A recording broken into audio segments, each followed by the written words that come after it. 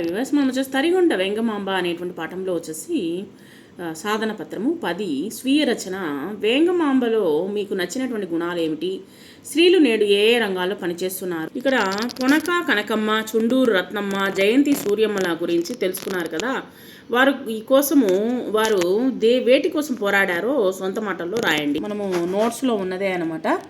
వేంగమాంబలో నీకు నచ్చినటువంటి లక్షణాలు ఏమిటి అంటే, ఆనాటి మూఢాచారాలను ఎదిరించింది, ఎన్నో బాధలను కష్టాలను తట్టుకొని సమాజంలో స్త్రీ తలుచుకుంటే ఎంతో సాధించగలరు అని నిరూపించింది.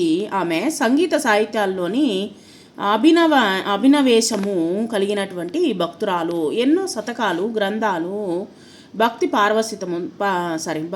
పారవస్యంతో రచించింది. ఆనాటి సమాజ స్థితులు ఎలా ఉండేవి? వేంగమాంబలో మీకు నచ్చినటువంటి గుణాలు ఏమిటి అన్నప్పుడు ఆనాటి ఇంకో క్వశ్చన్ అలాగనూ రాయొచ్చు, లేదా వచ్చేసి ఆనాటి మూఢనమ్మకము మూఢాచారాలు ఎదిరించింది, ఎన్నో బాధలను కష్టాలను తట్టుకొని సమాజంలో స్త్రీ తలుచుకుంటే ఎంతో సాధించగలుగుతుందని నిరూపించింది. అంతవరకు తెలుసుకున్నాము. ఆమె సంగీత సాహిత్యాల్లోని అభినవేశము కలిగినటువంటి భక్తురాలు. ఎన్నో శతకాలు గ్రంథాలు భక్తి పారవస్యంతో రచించింది. వేంగమాంబలో ఈ లక్షణాలు నాకు నచ్చినవి. సో వీటిని కూడా వచ్చేసి సేమ్ అదే, దాంట్లో కొంచెం వచ్చేసి మారింది. స్త్రీలు ఏ రంగాల్లో పనిచేస్తున్నారంటే, ఇప్పుడు స్త్రీలు వచ్చేసి ఒకటే అంటూ ఏం లేదు.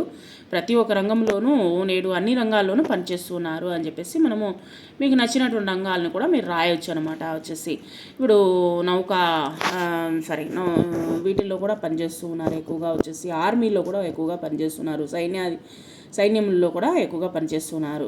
ఇక్కడ ఈ ప్రశ్నకు సమాధానం పొనక కనకమ్మ గారు సుజనరంజని సమాజము స్థాపించి హరిజనులకు దీనులకు ఉన్నత స్థితిని కల్పించడంలోనూ విద్య ద్వారా సమాజ ఉద్ధరణ సాధ్యమని వివేకానంద గ్రంథాలయము కూడా స్థాపించి ప్రజలను విశ్వదర్శనము చేయించారు.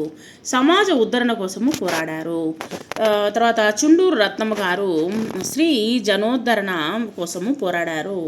వితంతు వివాహాలు జరిపించారు.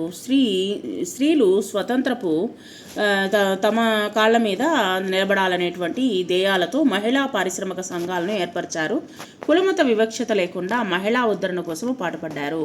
జయంతి సూరమ్మలో సూరమ్మ గారు ఇక్కడ మద్యపాన నిషేధం కోసము పాటుపడ్డారు.